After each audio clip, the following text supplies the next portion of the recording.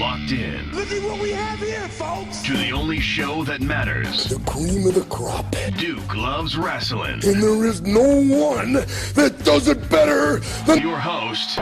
I have come here to chew bubblegum and kick ass. The Duke. And I'm all out of bubblegum.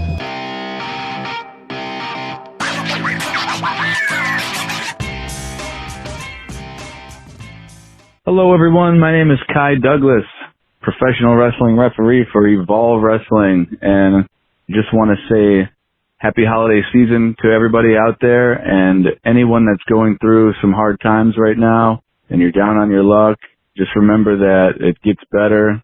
We all get through it, and everything's gonna be okay. And I'm living proof of that. So I hope you guys enjoy my story that I'm here to share with you. And I'm ready. Have you always been this positive, or is this like a new pair of shoes where you've put on recently here? I feel like I've always strived to look at the positive things in everything, in all aspects of life, even when it seems like there's no hope. I always know that it could be worse, you know. I mean, things happen, you miss bills, payments, stuff like that, but I never really get wrapped up in stuff like that, because as long as I always looked at it like, as long as I'm not dead or in jail, I can make up some lost payments or get in a car accident. I can get my car fixed, you know, stuff like that. I try not to let the small things in life get me down, but recently I'd say more so. So to answer that, I've always been a positive person, but now it's like on another level. I'm sure that being part of Evolve certainly has a little bit to do with this. I mean, talk to me about this for a second, man, because your schedule, I know, has just been insane, especially over the last couple of months. What is going on with Kai Douglas and Evolve Wrestling, refereeing all these great stars of yesterday, today, and tomorrow? It's been a blessing, a major blessing in disguise.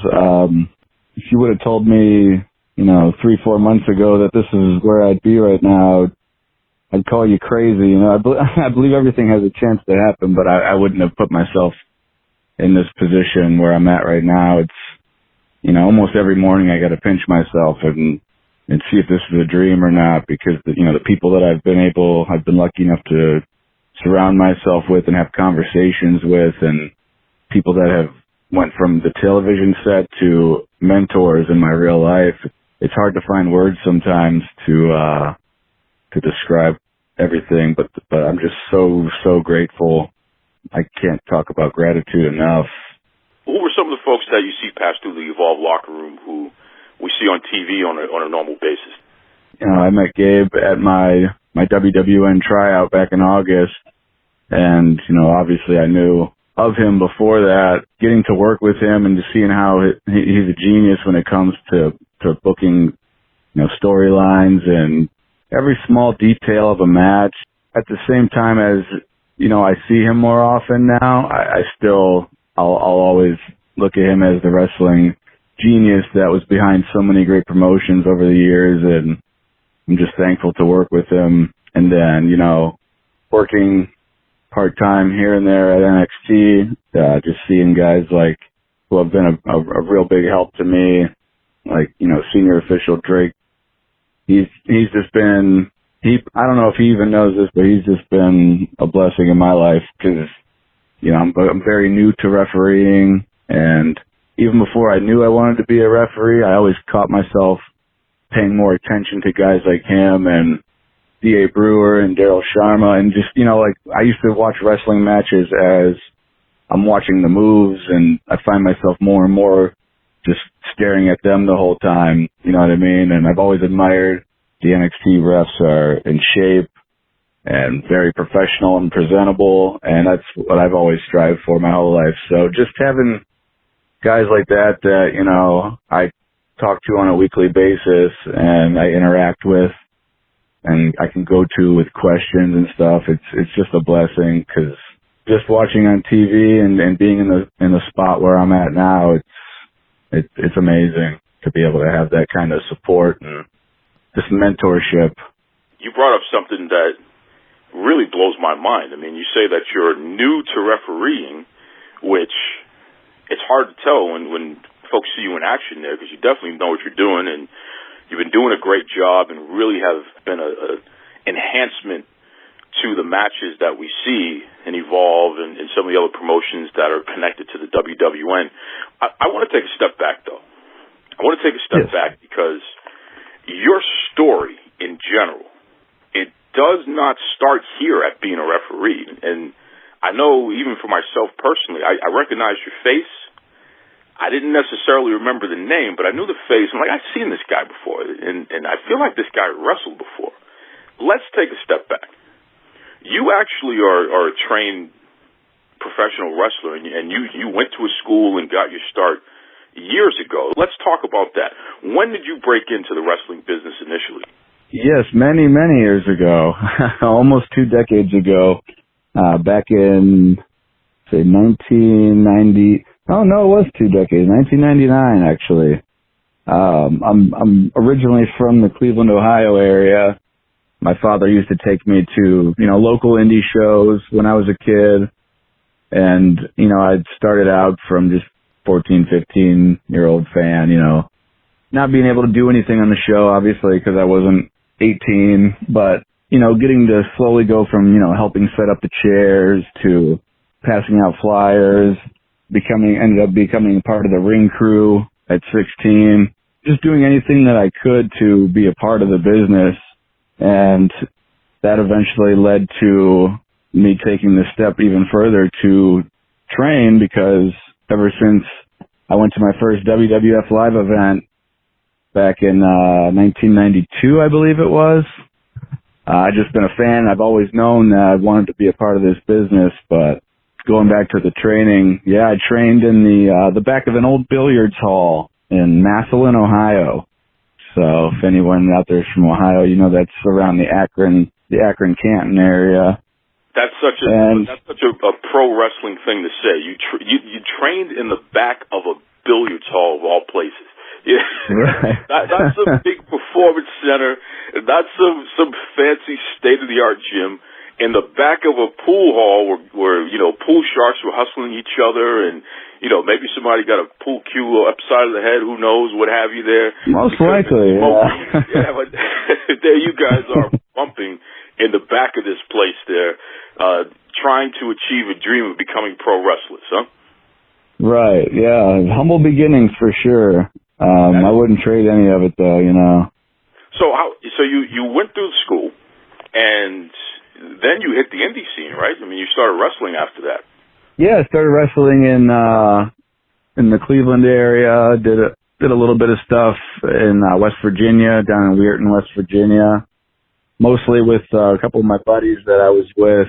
Started working matches together, and since we were in different cities and states and in front of new people, we did a lot of the same stuff, being super green as I was, and never really got out of the color green. But yeah, just so that was really nice to be able to have people to go through that with, because we could change some things up here and there, and always in front of a new set of eyes. So that was a good way to ease into it, I think. And being in such a small market helped with the comfort level, and because mistakes are going to happen. It's a guarantee in this business. Sure, and perfect. So that's really. It's reminiscent of the old territory days where we used to call them dance partners, so to speak. I mean, that's the idea. You were married to this person, and you could feud all over the place. And because if it wasn't on TV, and the internet back then wasn't what it is today, so chances are most people didn't realize that you could be having the same exact match, or you could be having slightly different matches, but the same outcome or what have you. In 4, 5, 6 different states, and no one would know. It'd be new to them. So that's right. That's a great way to learn. Especially like back in the Ric Flair days and stuff. Some people don't realize how many times that those matches that they saw on TV had happened other places. Hundreds of times before.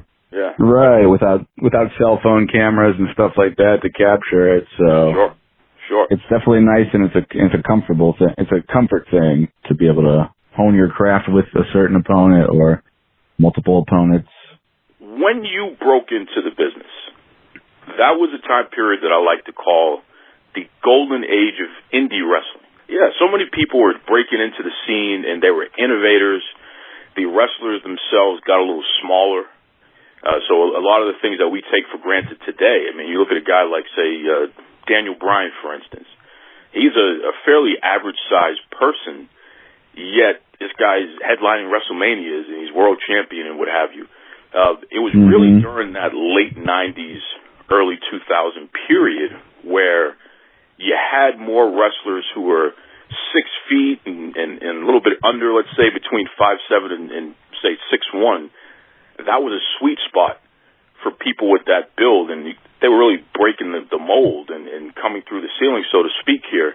Who are some of the names that you've worked that people would be familiar with when you were just breaking into the business? Back then, we had a lot of, in Northeast Ohio area, we ran a lot of shows, and I was really lucky to work for a promotion that brought in a lot of guys from other promotions, guys like, Batista before he was Batista. I got to work with legends such as King Kong Bundy, Jimmy Snuka, Greg the Hammer Valentine, the Iron Sheik, who stole my roll of athletic tape when I was 16. I still remember that, by the way. He owes me a roll of tape. Well, he might break your back and make you humble, so make sure you don't actually say that too loud there. I don't want to. Exactly. Keep the tape. I got more since then. Yeah, I think legends there, huh? Yeah, legends, and back when ECW was at super hot, we had a lot of those guys in. Had to work with Chris Candido and Rhino. And I was fortunate to work for a promotion that would bring these guys in. I got to work with Jerry the King Lawler and the Cat back when they were, at the top of when they were together doing their thing. So just to be able to sit in the locker rooms as not like a young kid, but as a teenager getting ready to continue to, work on this dream, I couldn't be more blessed to be a part of and be around people like that, especially people that I grew up watching on TV, from the Bushwhackers to, and these guys slowly becoming good friends of mine over the years. It's kind of mind blowing, but, yeah, lots of outside talent, and, it really helped.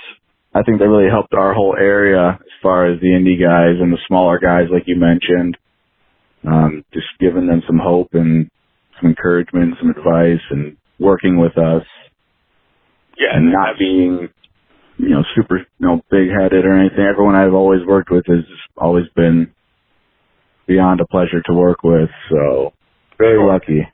And for the ecosystem of pro wrestling, it's so important to have. I mean, that's why when people get antsy or upset about, this wrestler got released or that wrestler got released from a major promotion.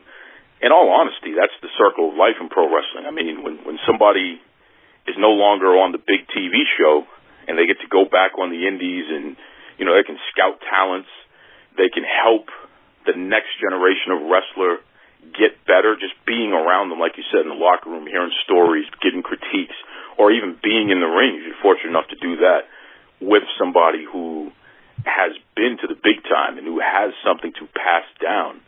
That's just invaluable stuff there. That's great on-the-job training, so to speak. So it's never a bad thing when people, the business is always going to recycle itself and it's always going to replenish and what have you, and that's one of the best ways to do it. So, again, you were a fan growing up. Your dad took you to the matches. You decided to pursue this dream of becoming a pro wrestler. So you went and got training wherever you could find it, which was in the back of a pool hall.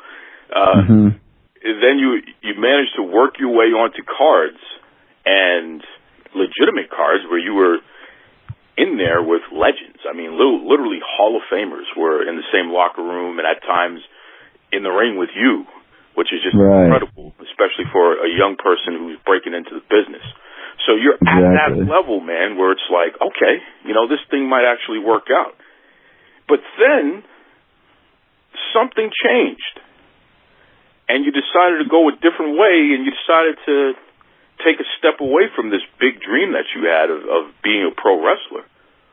What made you decide to put this dream, to put this love affair with pro wrestling down and go do something else? Well, in high school, in my freshman year, so this is about the same time I was getting, when I started training and stuff like that in the wrestling business, about, 15, 16 years old. My grades were never really good in high school. I always wanted to play football too. That was my other dream, and I was never eligible for the team. My freshman year, my sophomore year, I was always, I don't know if I just never tried to apply myself, I guess. I was always more concerned with, I guess, wrestling and other things that interested me. But, so to shorten that up, so my junior year of high school, I finally became eligible to play football. I don't know if it was just a quick transition or I got out of wrestling as much and started paying attention more to football now that I was able to do that, and I was getting older and stuff, and, looking back, sometimes I regret it because, I don't know where I could be right now at this point in my life in wrestling if I didn't do that, but I'm also a big believer in everything happens for a reason.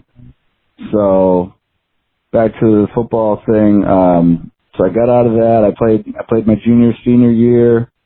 I had dreams of going to the NFL.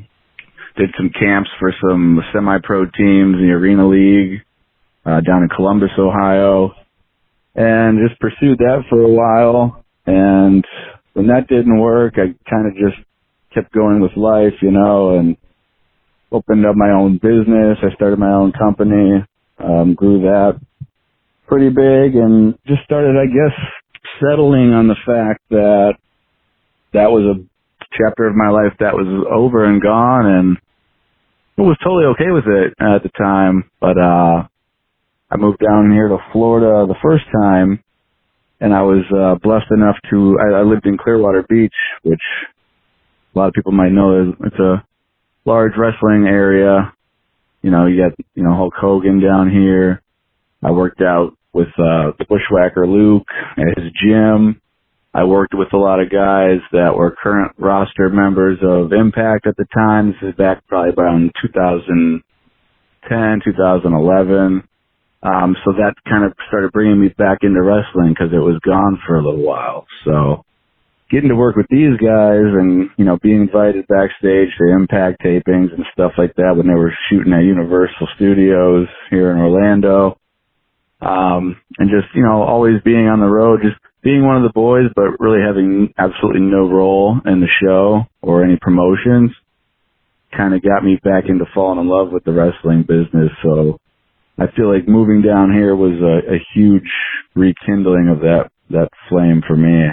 Your first love, you both went your separate ways, and you flirted with other folks out there. You got to see what's out there in the world. And then you run into your first love again, pro wrestling, and you realize, well, damn, I still kind of have feelings for that first love, Right, never went away. That itch, it never went away. In fact, that the fire is starting to burn a little bit more again. But yet you did not immediately try to come back. So you continue to pursue this personal business thing that you were doing, and then for some reason the business didn't work out, which is literally something that the majority of the people who've ever started a business can relate to. The ups and downs of building your own thing, of managing your own thing, and especially the first go around, there are so many challenges that you go through. And especially if you're pouring your own money into it, if you're literally bankrolling everything, like this is what I do, this is my life. It doesn't take much for it to fall apart. And unfortunately for you, it did. Yeah, the business didn't. The business was going great. We were growing at a very rapid pace. I owned the business with my girlfriend at the time, who, I had every intention of marrying, was my best friend, my soulmate and everything like that. And, one day this last summer, she decided she just didn't want to do it anymore. She didn't feel the same way about me anymore. And, it was a really rough time for me. So the business was in her name. So, she packed up the business. I lost my business. I lost my house. I lost my best friend. I lost my puppy. So everything kind of like at a snap of a finger kind of came to a grinding stop for me, in June of this year, actually, about 6 months ago.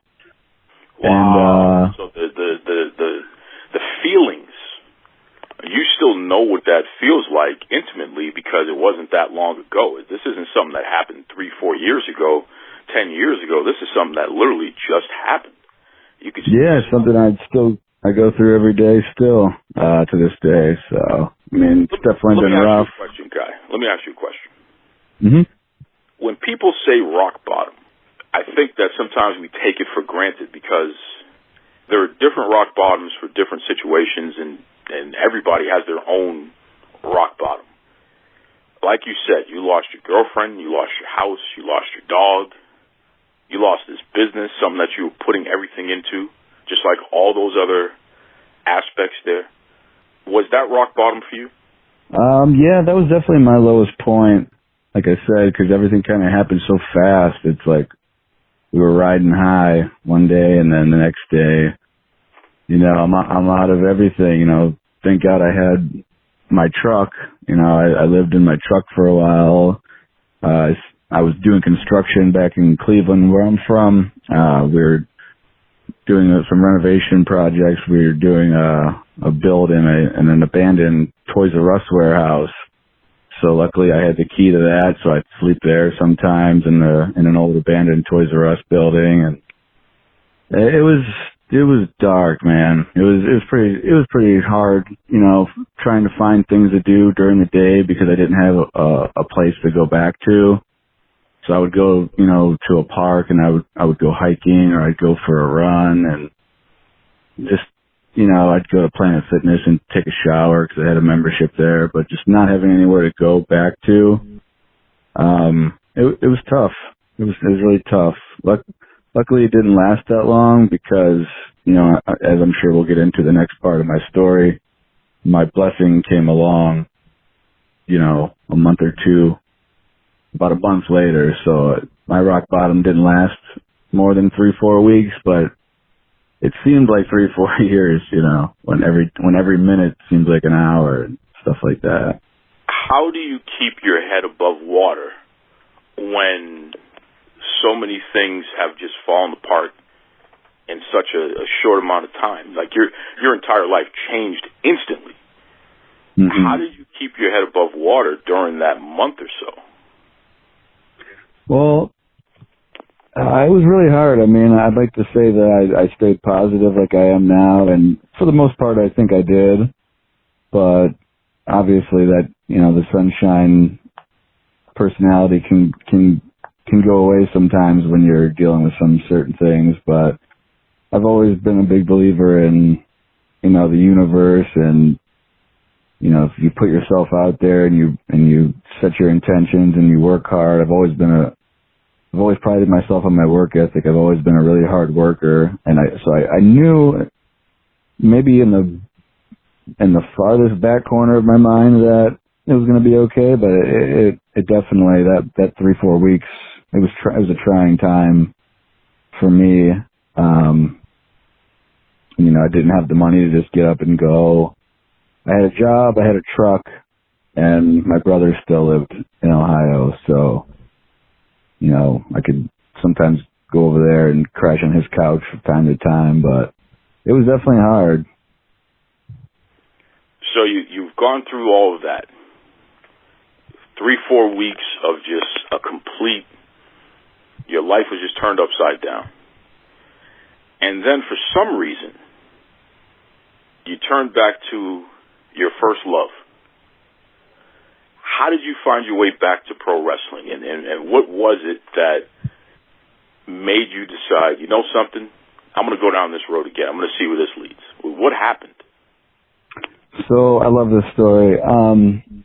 So when, everything kind of fell apart and, I lost my business and everything, I knew I didn't really want to face people, friends and stuff like that. So what I did is I deleted all my social media stuff. So I lost contact with a lot of people and, I didn't want anyone to see me in a vulnerable position like that I was in or ask questions because I wasn't ready to talk at the time. So like I said, I wiped all my old social media out. And then a few weeks later, I decided, my brother and I took a trip to Colorado to do some hiking just to kind of clear my head. A very last minute trip. So I decided, I'm going to start a new social media and stuff. And this is going to be my post chapter, you know what I mean? The time after the struggle and all that. So as I'm sitting there, I'm on Instagram and I'm trying to remember like some of the pages I used to follow just so I could kind of get back to where I was, like the things I'm interested in. And the WWN was one of them. And at this point, I had no idea. I never met anyone from WWN. I lived in Florida before, but I never knew anyone from WWN or anything like that. So, but I just remembered, that's one of the ones I remembered for some reason, popped in my head that I followed.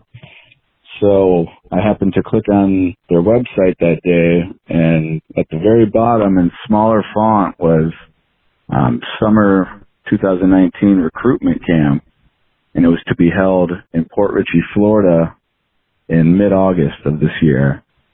And it was almost like a cartoon light bulb. When I read that, it went off. And I said, this is a sign, because this is what I always wanted to do. I kind of settled for starting that business and stuff because I knew it's what she wanted, and, making her happy made me happy.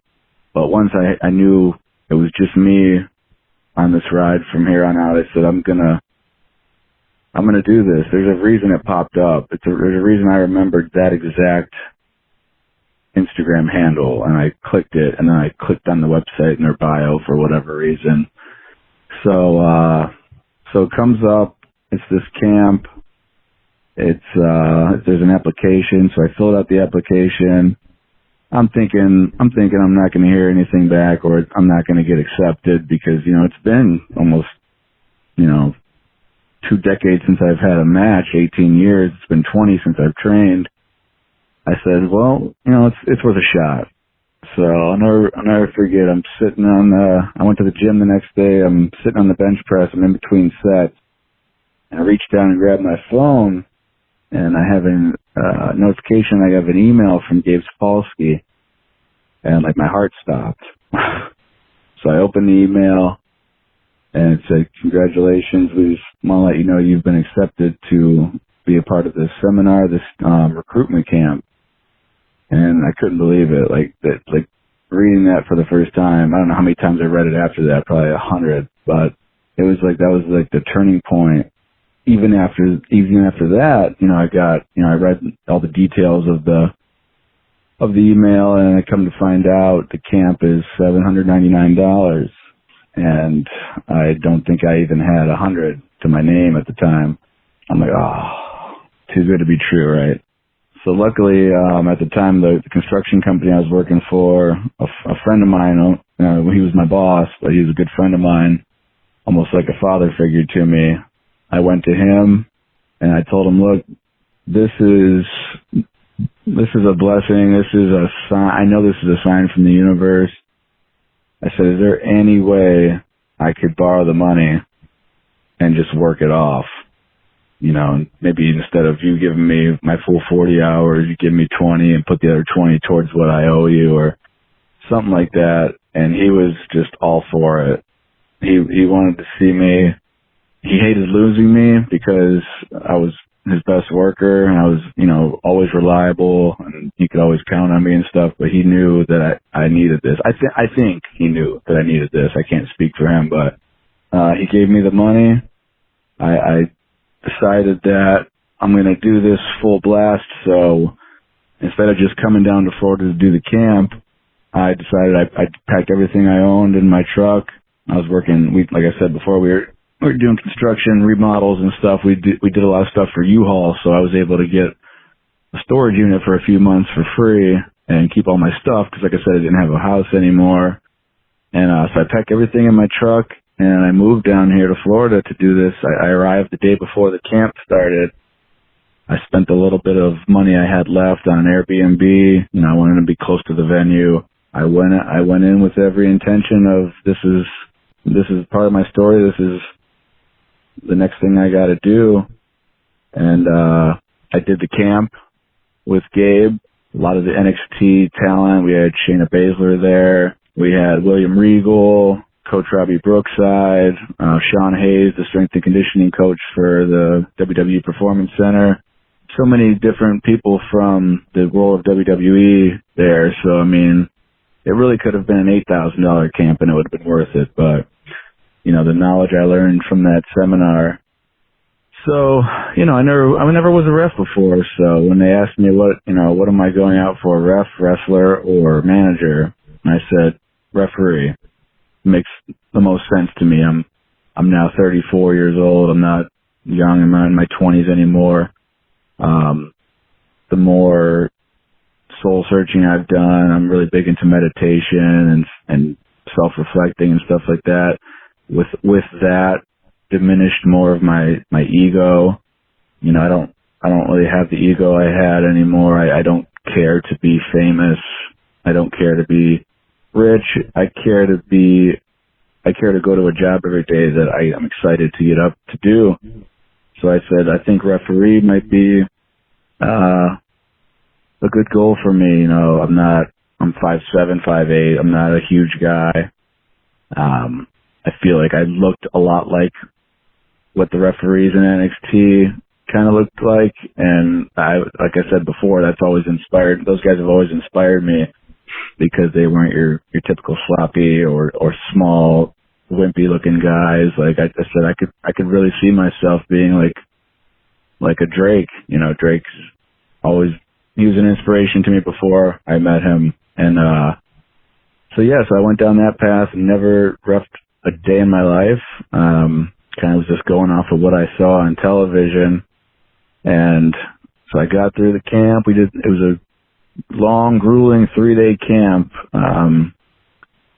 Everything from seminars to drills, you know, did all the same drills as the wrestlers. And after the third day came up, you know, it was time to close out the camp.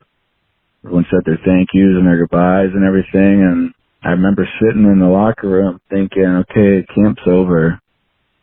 I live in Florida now for no reason at all. I said, okay, now I'm just here.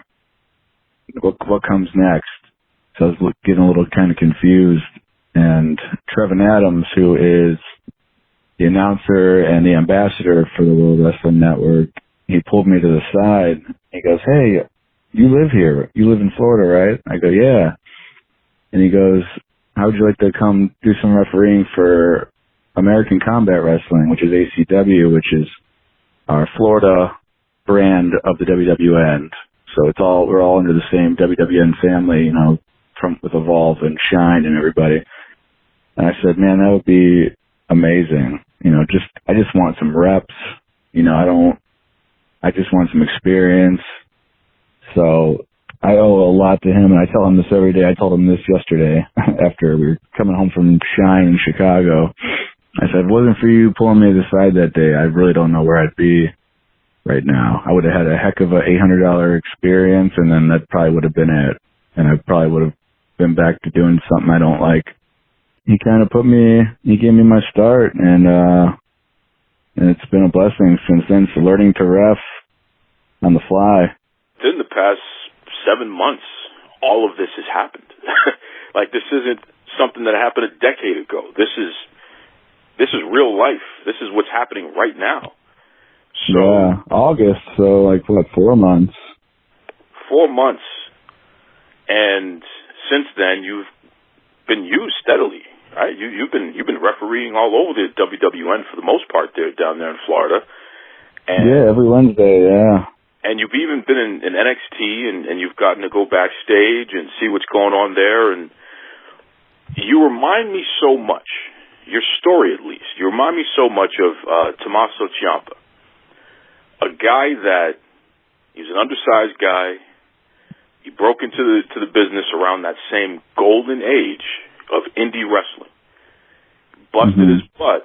Now, his story is slightly different in the sense that he stayed with it, and he made it to the WWE, which I'm sure you would have done as well if you would have stayed in the business when you first started, because clearly you're just a talented guy. He stayed with it, and he made it to the WWE, and then they released him. And that was his rock bottom. This dream that he had worked so hard for, that he put his entire life toward, everything. He ate, slept, and breathed wrestling, and he made it to the point where he was in the number one company, and then for whatever reason, it just wasn't the right time for him. They got rid of him. He attempted suicide. That was his rock bottom. The man didn't know what there was to live for anymore. He took some time. He got the help that he needed and what have you, and he refocused himself, and he rebuilt himself, and he rededicated himself, and now he's the face of NXT. Literally, the most exciting wrestling brand to come around in the past 10 years. And he's been an NXT champion. He's literally back in the WWE family, and he is a key figure. He is somebody that people are genuinely excited to see. He's had matches of the year. I mean, just an incredible story of having a dream, working your way up to it, losing everything, dusting yourself off, and somehow, some way finding the resolve to get back on the road and get yourself back to it. That's Ciampa's story, and ironically, that's Kai Douglas' story. And it's funny you said that because Tommaso has done more for me in the last 3 months, including that camp, than he'll ever know. I see Tommaso now more than I see my own family, and it's awesome. I tell him all the time when I'm at NXT, I go to him for advice on not just training or diet or just life stuff, and he said something to me back in August that has always stuck with me, and he calls it one body and one name. You only get one body and you only get one name. Doing the things you have to do to take care of your body and doing or not doing things that will put a bad reputation on your name, because in this business, well, I'm sure in a lot of businesses, you get a bad reputation, people don't want to work with you, and stuff like that. So that's one thing that I always took from him. And I think I speak for everybody at Evolve when I say we're very blessed to have Tommaso with us all the time. Every time we have a show, he's there. He's backstage. He's helping guys put together their matches. He's giving people advice on things. And I can't say enough good things about Tommaso and what he's done for me personally and professionally. So to hear that story that you just told me, which I'll be honest, I did not know, it makes perfect sense though that you said it, because he's just an amazing dude and I owe him a lot. You talked about the universe and how you're into that sort of thing, and I'll tell you, me personally, I am as well. Books like The Secret and some of these other publications out there, they touch upon it, but the idea is you get what you put out in the world. If you put out positive energy, somehow, some way, positive energy is going to come back to you. And you attract what you put out. So it's really interesting to hear you say that Tommaso Ciampa is somebody who has been, very helpful and like a mentor to you, because in my opinion, again, you two have such a similar story. And it's not an unusual story. It's a pro wrestling story. It's a life story. Yeah. But definitely. The fact that you guys have found a way to bond and you somehow have gotten yourself under his learning tree, so to speak, you get what you put out, man. And that is a great person to connect with as often as you can, and you certainly are taking advantage of it, which is great. because right. dude is just, he is class personified and an inspiration. And Kai Douglas, you are as well. I know that people who are listening, our audience is vast. We have everybody from the average kid in school who's still trying to figure things out to retired pro wrestlers and everybody in between. Listen to the show and what have you. And I'm sure they're going to find inspiration hearing your story. You're on social media. You're back on. You decided not to go dark any longer. You've kind of opened yourself back up a little bit there. If anyone listening wants to continue to follow your journey, and if they want to continue to support you, be a fan of you, and even sometimes give you some encouragement, reach out, cheer you on, what have you. What's the best way that they can keep up with you online? What's the social media that you like to plug? I'm most active on Instagram. My Instagram is @KaiDouglas, WWN. And my Facebook also, it's Stephen Kai Douglas, with a V, Stephen with a V. Life's precious. Take every picture and every video you can, experience this ride. I post a lot of, inspirational stuff and stuff about my personal spiritual journey. And it's funny, I was talking to somebody earlier this morning that reached out to me, thanking me for being an inspiration to them and telling me all the stuff they've done because they saw what I do on my page. And that's like a compliment that money can't buy. Just the fact that people, even if one person I can inspire to do better or get out of a depressed state or something like that, but the fact that I'm getting these messages more often now, it truly is humbling to me. Like I said before, I've worked really hard every day to diminish my ego. I'm not looking for praise. I'm not looking for, for the first few months of my new career, I worked for free. I don't care about the money. Money comes and goes.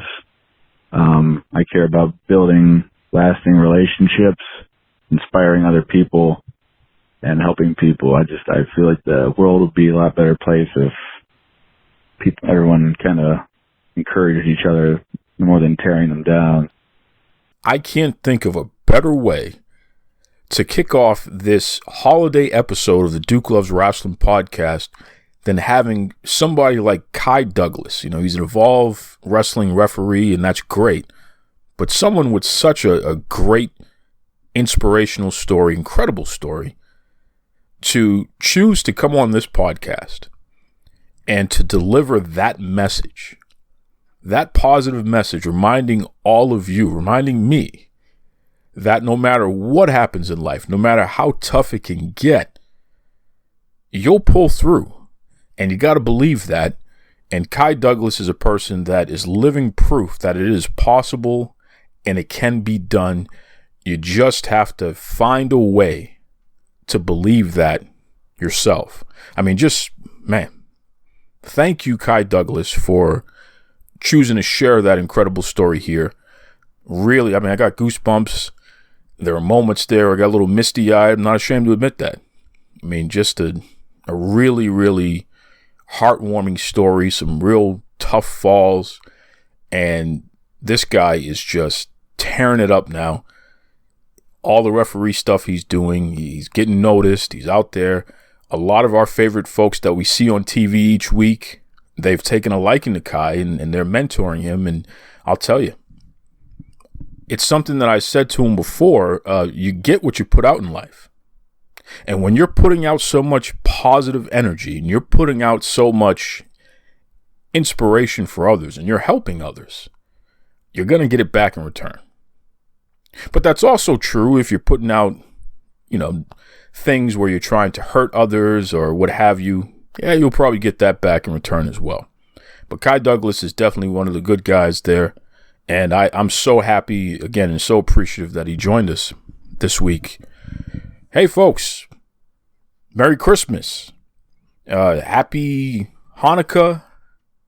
Everything else in between, Kwanzaa, Festivus, you name it. That's right. We are there, baby. We are all the way there. So hopefully you got all your shopping done and you made sure that you wrapped your presents and all that good stuff, gift cards, you name it. If you're still shop kicking out there, hopefully you got all your shop kick points redeemed, so you're going out there and getting some extra stuff, maybe for yourself.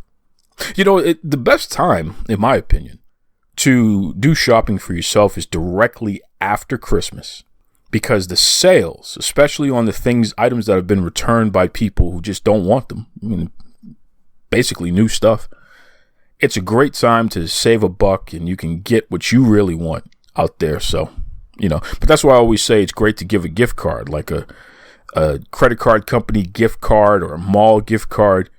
Forget about specific store stuff. Get folks gift cards, man. And I know it sounds, some of you, I want to give them a real present. It is a real present. You know why? If you give me a $10 gift card, especially around this time of year, I can take that $10 gift card and get $50, $60 worth of stuff just because of sales and couponing and things that I do. I can flip that.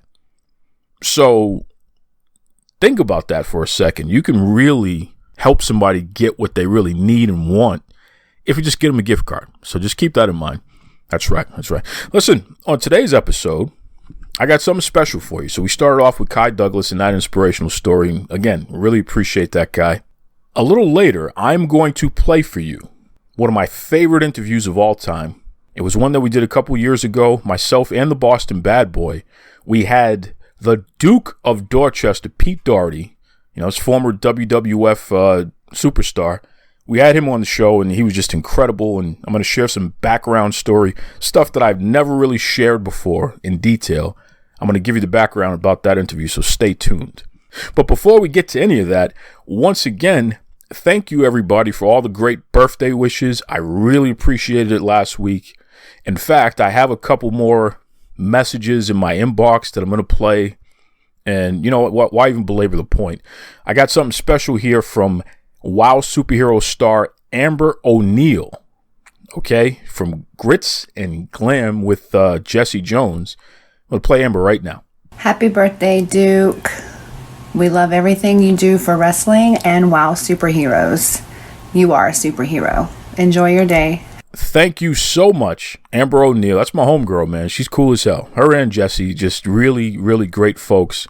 So appreciative of everything that they do because they're just great competitors and even better people behind the scenes. And I really appreciated the friendship with both of them. Just really solid people, I'm going to tell you who's not solid. I got a punk in my inbox. And he's one of those Boston Red Sox people. Okay, one of the voices of the Boston Red Sox. Yeah, those Boston Red Sox. Having the audacity to send me the following message on my birthday. And I kind of contemplated if I was going to play this or not. But you know what? It's evidence. It's evidence. So I'm going to play this message right now. Hold on one second. Hey, what's up? This is Yuri Behringer, play-by-play announcer for the Boston Red Sox. I'm just calling to wish the Duke a very happy birthday. Yo, Duke, bro, deep down inside, man, I know you love that dirty water. I know you're the biggest Red Sox fan in town, biggest Red Sox fan I know, since you can't shut your mouth about us. I know you love us. Hey, bro, all joking aside, feliz cumpleaños, hermanito. Take care. Can you believe this guy? Yuri, I'm telling you right now, I can't wait for the Major League Baseball season to begin so my Yankees, my New York Yankees, can kick the Red Sox butt, and I'm not going to let you forget it, especially after you've done this to me. How dare you send me a message like that on International Duke Day? How dare you bring hard times to the entire Duke world? I don't even understand you, man. I'm telling you right now, the Yankees are going to kick the Red Sox butt, and it will be on your head. I'm putting a new Babe Ruth curse on the Boston Red Sox because Yuri sent me that ridiculous birthday message. You got it right there, Jack. That's right. That's right. Hold on. The Duke Loves Rasslin hotline phone is ringing there. Hold on one second. Hello. Hi, Duke. How you doing? This is Sofia Lopez, Wolf Raiders attorney. Sophia Lopez, I am doing fantastic, especially hearing from you. What's going on? Well, I take care of my clients. I just wanted to wish you a Merry Christmas. Oh, thank you very, very much, and Merry Christmas to you as well. Feliz Navidad, right, to you as well. And you know what? I'm so glad that you called me. Sophia Lopez, the world's greatest attorney. So many great things have started to happen to me ever since you decided to be my pro bono attorney. In fact, I want to thank you, and I'm glad you called in. I want to thank you over the air for setting me up with that special meeting with the Pope. What a great birthday gift that was, that you were able to introduce me to your friend, the Pope, and I got a chance to spend some time with him. So thank you very much, Sophia Lopez. You're welcome. You know, if you are around me, you're going to have your VIP treatment. You're going to have friends in high places, and I'm so happy. I'm waiting for you to come and visit us here in Mexico so I can introduce you to the former President of Mexico, Vicente Fox, or another celebrity. You know, I would love that. In fact, you know, I know down in Mexico they have some great television shows, and you know, Sophia, listen, I'm a really big star here in the making. Do you think you could pull some strings and get me on one of those telenovelas or something? You know, help me become a big soap opera star? Of course. I mean, how is your Spanish? ¿Cómo está tu español? ¿Bien? Muy poquito. Don't worry. So, we just need you to get you a dial coach. Maybe I need one for my accent, and then you're gonna be speaking perfect Spanish, and I'm gonna be speaking like perfect English. You see that? You see that, everybody? Once again, the world's greatest attorney, Sophia Lopez. She looks out for her clients. She takes care of us, and that's why I'm so happy to have her. Sophia, before I let you go, this Sam Smart, Wow Superheroes, you know, we wrapped up season 2. It was fantastic. Can't wait to see what's going to happen with season 3. But this Sam Smart hasn't stopped talking trash online. How's the lawsuit coming? I mean, is there anything we can sue her for and get her straightened out real quick? Yeah, of course. You know, your defamation of honor and another couple of things.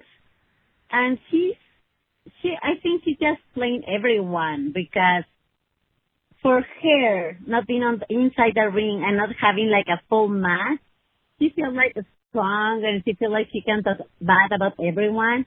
But just wait. Little by little, they're going to take care of her. If he's not in the court, the other wrestlers, because he's talking bad about everyone. So I know that it's just girls that they're waiting for her to be inside that ring, and then they'll give her a lesson. Well, I can't wait to see that lesson, because she certainly needs one. In fact, that'll be the only time when she's high IQ, when somebody brings her in the ring and teaches her a lesson, that's for sure. Listen, Sophia, what's the best way that the fans can reach out to you and follow you online and what have you? Because I'll tell you, you post so often, your content is so great, you are so beautiful and fabulous. It's just so fun to follow you online as well. So tell everybody, how can they reach you? Follow me on WOW_Sophia Lopez. That's for my Instagram account. And yeah, you know, I really like to hear about the fans, to hear about everyone out there. I love my Instagram family. Also, I love my Twitter family. And on Twitter, also, you guys can find me as Wowie Sophia. Let me give you the exact account. And thank you for saying about the content. I really think on every post, because I want to give a message. Like one of my latest posts on Instagram, it was about, I realized how in the old times, you know, the gladiators existed and they used to fight for their lives. And I realized the wrestlers are doing the same thing. And of course, they fight for a belt and for another kind of surviving. But I just thought it was amazing how, even on time, we kind of do same things, maybe not as brutal, but it still has the same effect on the fans, on the people. Like, we get excited when we see the wrestlers in the ring, like in the old times, the gladiators. And back then, they used to love, the blood and everything. But now, it's more about the honor, the strength.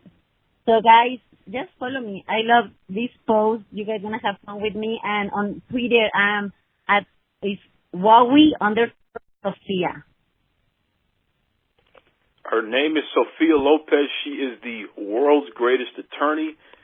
Once again, Sophia Lopez, Merry Christmas, Happy New Year. Thank you very much. Likewise, Feliz Navidad y Feliz Año Nuevo, Duke. And keep with your podcast, which I love, and thank you for everything. God bless you. How great is that?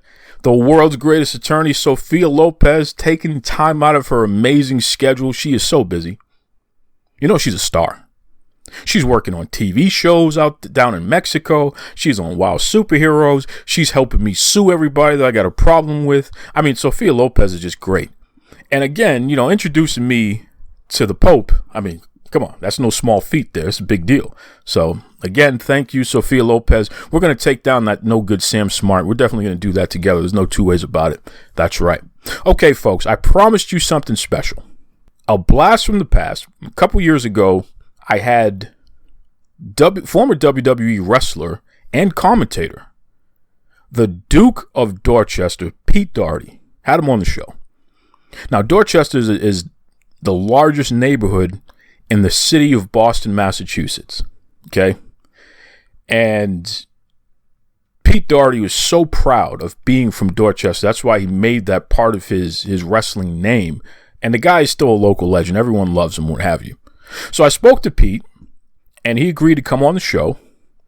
And let me tell you something. What a lot of people don't know, he mentioned during this interview, and you're going to hear this, that he had a surgery coming up not long after the interview. This was a life-threatening surgery, folks. And there were some people who didn't know if Pete was going to make it out on the other side there or not. Now, thankfully, Pete is still kicking. He's still going strong, still doing well and what have you. Thank goodness. But at the time, it was a little dicey. So when the Boston Bad Boy and I were conducting this interview with Pete, both of us, front of mind, realized the fact that this very well could be the last interview that this guy ever does. For one reason or another. If that surgery didn't go the right way, goodness gracious. And because of that, it was such an emotional moment. And the entire thing, I mean, we were laughing and joking and lifting his spirits and what have you, just having fun talking about stuff. And you'll hear all of that. But just keep in the front of your mind, we're talking to somebody who literally was facing their own mortality at the moment while he was having an interview. And even at the end, the way that we ended it, I can't help but feel like that was almost a goodbye to everybody, which was really, really haunting at the time. And just, I mean, again, brought tears to it made me cry. Absolutely did. Because having to face your own mortality, especially when you're somebody who has lived such a great life and still has more life to live, you feel like you have more in the tank, as Mark Henry would say. That was a tough one. But again, folks, he's still around. He's still with us. Pete Doherty's still kicking, still going strong, loving his family and all that good stuff there. So keep that in mind. But without further ado, here is a classic Duke Loves Rasslin interview with the one, the only former WWF wrestler and commentator, the Duke of Dorchester, Pete Doherty. Hey, this is the Duke of Dorchester, Pete Doherty, born and raised in Dorchester, Massachusetts. Yeah. Wow. You see that? The Duke of Dorchester. The Duke of Dorchester. Pete Doherty. Oh, my goodness. It is an honor to have a local legend on the Duke Loves Rasslin podcast. Well, I'm pleased to be here. I'll tell you that. Yes, I tell you, it's pleasing me to talk to a real Duke, not the fake Duke I got to talk to all the time. Goodness. You see this? All right, bad boy. And a guy from Dorchester. That's right. Real Dorchester, I have to ask, were you one of the friends of Eddie Coyle? Because I feel like you would have fit right in there. No, I wasn't, but I know who you're talking about. That's an insider scoop right there. I did know Whitey Bulger. Oh, uh-oh. From South Boston. Yeah. And that crew, I knew some of them, you know. I'm sorry to hear it. Well, those guys must have loved you, right? I mean, come on. You were a local legend there. Yeah. In fact, one time I said, this is a true story, I said, hey, Whitey, look at, I'm wrestling in Boston Garden tonight. Here, I'll give you a couple of tickets right up front. He says, Duke, I don't need them. I go in there anytime. And I don't pay anything. I just like that he said, hey, Whitey. I don't know how many people said that and got away with it. Yeah, well, he did. You don't mention the Duke of Dorchester. I'm telling you. So, Duke, you had a hell of a career, though, because you started off in the WWF for Vince Sr., right? Oh, yeah. I started off, let me see, with WWE and WWF with Vince Sr. And then when Vince Sr. passed away, Vince Jr. took over. Mm-hmm. And Vince Jr., I said to him one day, look, I'd like to be able to keep my name, the Duke of Dorchester. And he says, no problem, Duke. We want to keep it that way also, you know, just everything going the same way. Wow. So let me see. I traveled with WWE, WWF, all the way to Kuwait. Ooh. Wow.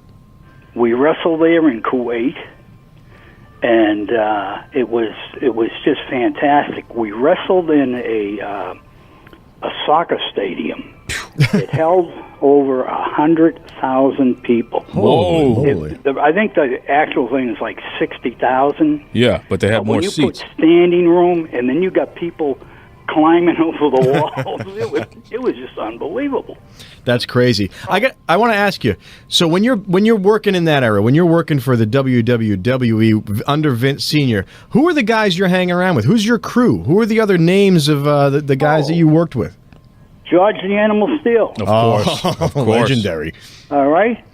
Haystack Calhoun. Oh, big man. Yes, sir. Oh, the big man. Oh, God. But those are two huge names. Larry Sharp. Oh, yeah, of course. From New Jersey. He was Iron Mike Sharp's father, right?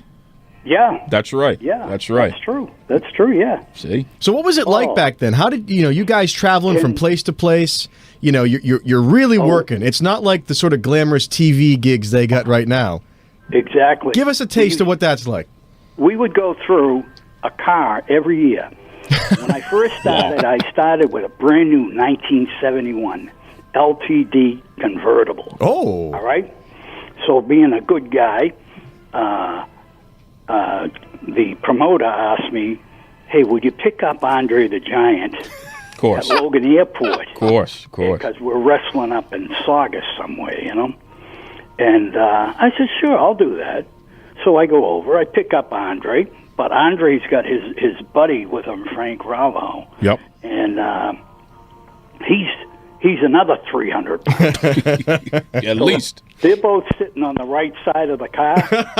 Andre's in the front with his head, like, put the top down, put the lid down, and his head sticking up.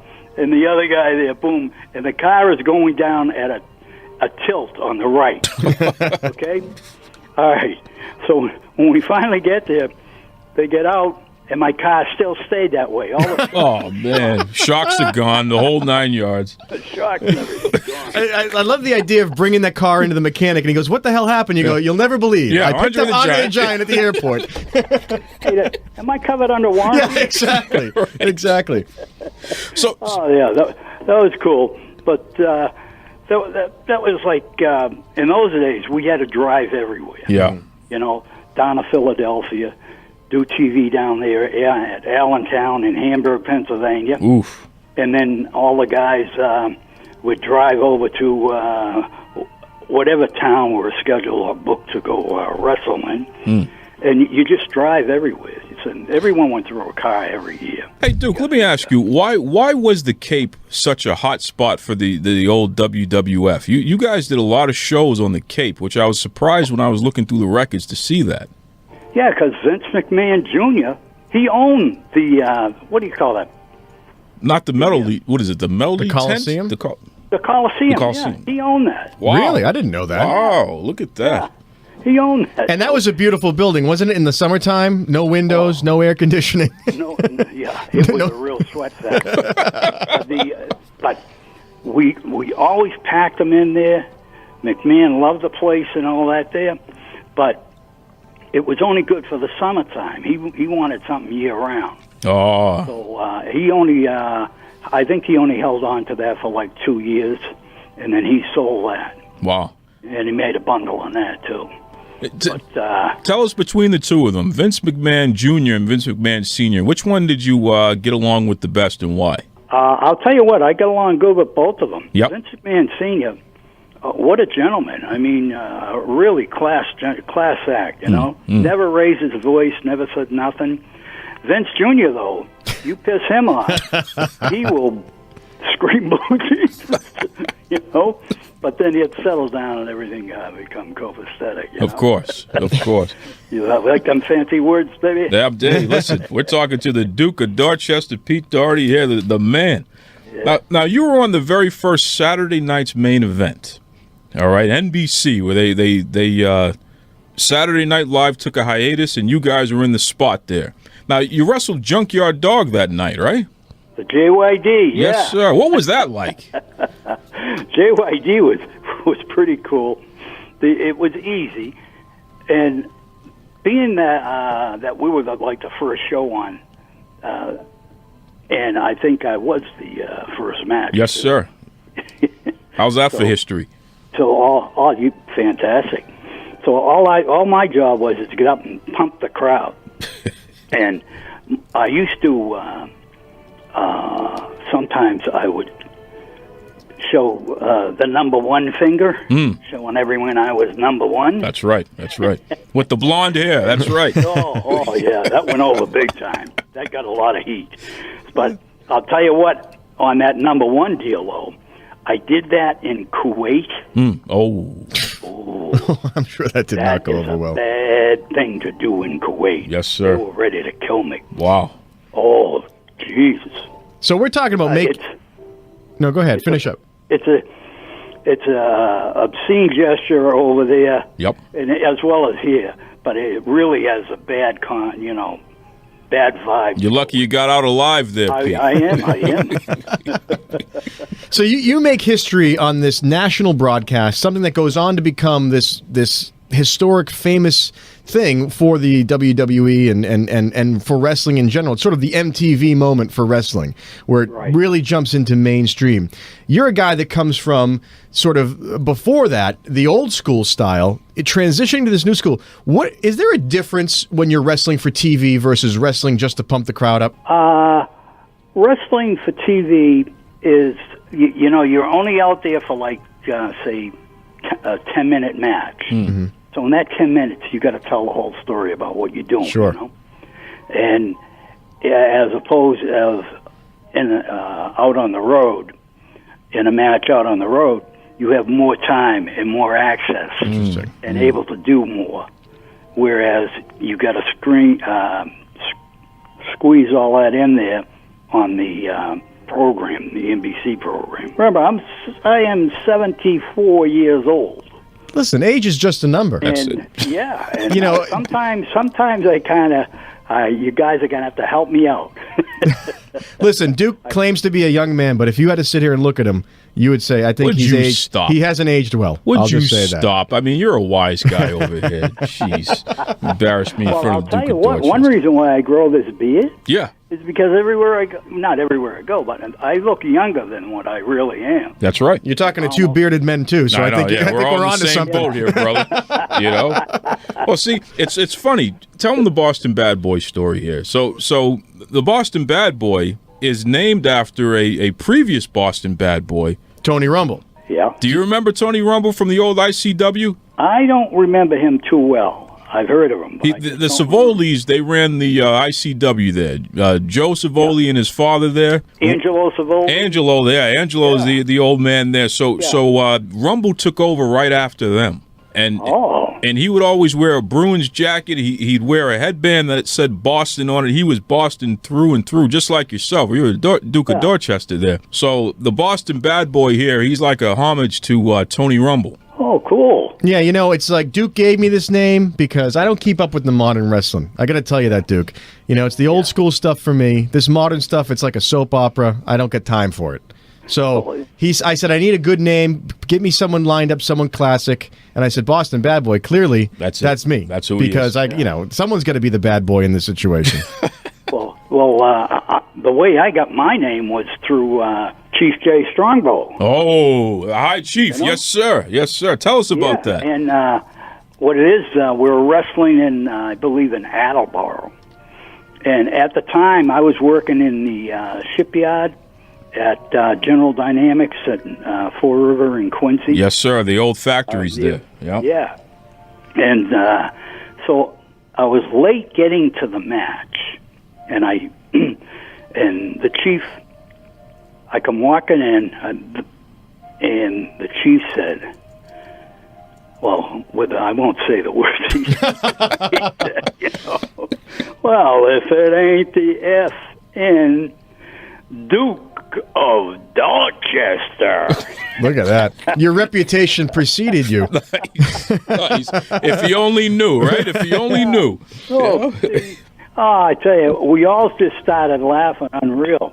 And then some of the guys said, hey, that sounds pretty damn good. You ought to keep it. Yeah. So it's actually Chief Jay Strongbow gave me that name. Well, see, it's little moments like that could carry you for the rest of your career. Because I'm going to tell you right now, Pete, as a young child growing up and being a huge wrestling fan, I knew of Ric Flair and Hogan and all that, but all the local guys would always say, you got to watch the Duke of Dorchester. This is a local guy. You have to support him. He's OFD, originally from Dorchester, just like you. You can't be a wrestling fan if you don't support Pete Doherty. And that was it. That turned me into a fan of yours. That's fantastic. I love that. Yeah. Yeah. So that's great. You made this great transition later on in your career from the ring. You did the TV thing. You broke ground there, and then you took a turn as a commentator. What is that like? How do you make that switch and from in the ring and then now you're helping the guys out in the booth? What it was Vince Jr. He liked that Boston accent. Yeah, who doesn't? Of course. The ladies love it. Am I right, Duke? The ladies love it. That's right. So he says, look, I want you to do ringside announcing, all right, alongside with Gorilla Monsoon. So him and I were doing the ringside announcing. We were doing that, and we were really getting over real good. And then, stupid me, I says, well, I'm getting tired of doing the announcing. Now, this is where you make mistakes in life. Yeah. Well, it ain't a bad mistake, but you should have made a decision, should have thought it out a lot better than what you did. I did. So I decided to go back wrestling. Yeah. Bad move. And then after a while, I said, something, I'm going to give up wrestling altogether because I was just getting too damn old. Well, here's the crazy part there, Pete. You were in the first Saturday night's main event, but you were also in the first pay-per-view version of the King of the Ring. You wrestled Bret Hart in the King of the Ring. You remember that? Bret Hart. Yeah. I remember Bret. Yeah. But, the King of the Ring. You substituted for somebody who, for whatever reason, they couldn't wrestle that night, and you were in that first pay-per-view of the King of the Ring, which is a strange, literally, we're talking almost 20 years from when you started out with Saturday night's main event. So it's interesting that the company used you throughout those periods of time. They knew they could count on you. Yeah, that's true. I was there 20 years. Yes, sir. I gotta say, I love the Duke of Dorchester being like, Bret Hart. Yeah, I may have wrestled him. Yeah, right. You have forgotten more great matches than most people will have in a career. That's right. That's pretty amazing. That's right. I have to agree with you. Yes, sir. Yes, and so, speaking of matches, one of your final big matches, we know you pinned King Haku at the Boston Garden. It's the dream of every Boston boy to play at the Garden, whether it's the Celtics, whether it's the Bruins, whether it's the Ice Capades. I mean, you did it, and you did it more badass. You were wrestling. What is that like? What is that like in front of the hometown crowd? I'm going to tell you, it is really fantastic to wrestle in your own hometown. Yep. In a great arena like the Boston Garden. Now, this is the old Boston Garden. This is the obstructed view. There's a lot of cigar smoke. Oh, and a lot of cans flying in the ring. That's right. The bottles, wine bottles, everything. That's right. You know? And one day, Stan the Man Stasiak. Yep. He's in the middle of the ring, and all I can see is bottles and cans flying by, and then all of a sudden, this thing hits him right in the leg. You could see him grab his leg, his thigh. Oof. And it was a dart. Some nut threw a dart. Jesus. Are you kidding me? I mean, the bottles weren't bad enough. Yeah, I know. The darts at them.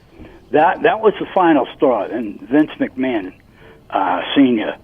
and Jr., they said, okay, from now on, we want security at all the gates coming in and at all of, as they're going through the turnstiles or whatever.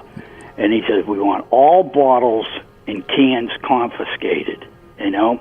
Wow. And that's began with really when wrestling, you could go in and bring your kid and not worry about getting beaten by a bottle or something or a can.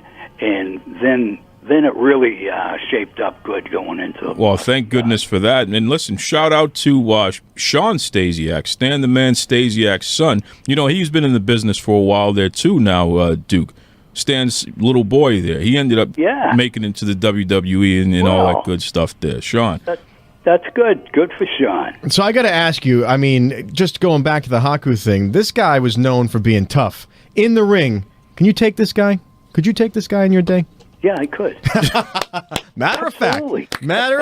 I love it. That is awesome. Hey, remember, I was trained by the best guy named Jim Peckham. He was the Olympic wrestling coach, and he taught at some fancy college right there in downtown Boston. Uh-oh. And he taught me how to put a hole on, how to counter the hole, and how to reverse it and put it on the other guy. So you were a shooter, basically. You were a shooter. Yeah, I was a shooter. Yes, sir. And that's another reason why I didn't have to worry about anything. Once they all found out I was a shooter, then you treated that guy with respect. That's right. Or you would have twisted him up in knots, right? Bob Backlund. Oh, yeah. Fantastic. Yep. You know, and several other guys, shooters. Yeah, unbelievable. You know, I love the idea. In my mind, this match at the Boston Garden, the guy doing the call is Johnny Most. And he's saying, here comes King Haku and the Duke of Dorchester. And I think if we make the movie, that's how it's going to have to be. Smoke in the air. The whole bit, I love it. You know, I didn't think of that, but now you say that, I'm saying, Jesus, that's just how I sound like. And that's a thrill. Yeah, that's an honor. Yes, sir. You know? Yes, sir. Now, Duke, we know that you have a battle that you have going on right now where you're going to kick out at 2 at least there. You got a surgery coming up, right? Yeah, on December 7th, Pearl Harbor Day. Yes, sir. Yes, sir. I'm going in the hospital for an operation at the Falmouth Hospital. It was supposed to have been just maybe a one-day thing, but now they said, no, this is going to take a whole week because we have to keep you under surveillance. Of course. You know, what a word. Observation. Yep. Observation, yeah. Hey, what a word. Do you have any words of encouragement for anybody else who may be going through something like that, where they got to go under for a few days or what have you? I tell you what, I got a great family. I have 2 daughters, Lisa and Linda. I've got a fabulous wife, Joan, and they support me 100% on this here operation that I'm going in to have. That's right. And they're giving me a lot of confidence, and as well as the doctors that are doing the job. Yes, sir. Yes, sir. So anyone going into such a situation like this here, just think positive. Absolutely. You know, just always think positive. That's beautiful. You know? That's beautiful. And I got to say, if you're confident about taking Haku, I don't think you have anything to worry about anyway. That's right. Oh, yeah. That's I right. mean, this is easy peasy. That's right. Yeah. That's right. Yeah. Listen, before we let you go, Duke. Yes. And I was telling you this before when we spoke a couple days ago. There is a Facebook group that is dedicated to you, where literally you got a whole bunch of your fans that talk to each other, and they share old pictures and some of your old matches and what have you. They're going to be listening to this interview here. So if you have any words for the guys who are keeping the Duke of Dorchester alive, please go right ahead. I think I know who it is. I think it's the guy running it is Pete Randu, and he is a fantastic guy. He has been to every match when he was a kid at the Jack Witchy's in Attleboro, and then when at Jack Witchy's moved over to the Providence Civic Center, him and his buddy were there all the time. All the time. They were just fans that I cannot believe. And that's who I think this here is running this here. And I want to tell them from the bottom of my heart, I thank both of them. Fantastic. Fantastic. Good stuff. Good stuff. Yeah. His buddy was Joe Brunette from New Jersey. And the two of them were always at the shows. Fantastic. Wow. Well, that just goes to show the type of impact that you've had on all of us as fans there. And truly, Pete Doherty, Duke of Dorchester, from the bottom of my heart, on behalf of all of your fans, we just want to let you know that we thank you. We thank your family for sharing you with us and inspiring us for so long. And truly, we love you, man. Hey, I appreciate it. I really do. I'm honored to come and talk here and be able to pass the word back to all the fans that have been so grateful to me and my family and professional wrestling. Thank you. I really do. You guys are fabulous. So with that, shall I say good night? The Duke of Dorchester is leaving. You hear me, baby? I'm leaving the F.N. building. Yeah. Once again, just beautiful stuff, man. I listened to that interview. Since it's happened, I've probably listened to it at least 3 or 4 times a year, and it just, because it's, again, the emotional side of what was going on behind the scenes. Everybody not knowing whether or not, I mean, that could have been the last interview you ever did. And because of that, it was emotional. Seriously. But again, folks, it's a reminder, especially during the holidays, that focus on what's most important. Right? If you're still here, that means you have a chance to make life even better for yourself and the people that you care about the most. Right? No matter what's happened. And don't think for 1 second that it can't get better, because it will. It can and it will. You just got to believe that. This is a time of year where a lot of folks have some challenges. Not everybody has a family to go to. Not everybody has a roof over their head. Not everybody's getting a consistent warm meal. Remember that, please. Which is part of the reason why patience with one another is so important at times. That doesn't mean you let people take advantage of you. Don't get me wrong. I'm not going to let anybody take advantage of me, and I wouldn't prescribe that you do that either. But be reasonable, right? When you have family members who are having challenges, just keep that in the back of your head and act accordingly based on that fact. Right? That goes for everybody else too. So, between Kai Douglas and the Duke of Dorchester, world's greatest attorney Sophia Lopez, Amber O'Neal of Grits and Glam, the Wild Superheroes tag team there. And yes, even Yuri from the Boston Red Sox. Listen, I appreciate everybody, Boston Bad Boy, appreciate everybody, all of you listeners for continuing to tune in to this great program. We've had so much growth, and we're going to continue to grow because that's because of you. You tell me what you want, we deliver. That's right. That's right. Okay, listen, I'm going to let you go for now. Join me next week. It'll be the last episode of the Duke Loves Rasslin podcast of 2019. I got some special guests lined up. Got some things to talk about. Oh, before I go, I want to give a shout out to my long-lost cousin. My long-lost cousin, Rhea Ripley. Okay? Rhea Ripley is the new NXT Women's Champion.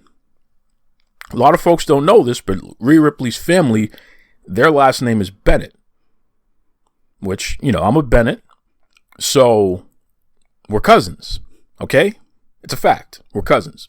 Somehow, some way, we're cousins. Listen, I've done 23andMe. I'm sure if you look at my DNA and you look at Rhea Ripley's DNA, there's a chance there. We're cousins. So that's it. As far as I'm concerned, we're long-lost family, and we're not long and lost anymore because Rhea Ripley, the Duke is telling you right now, cousin, congratulations.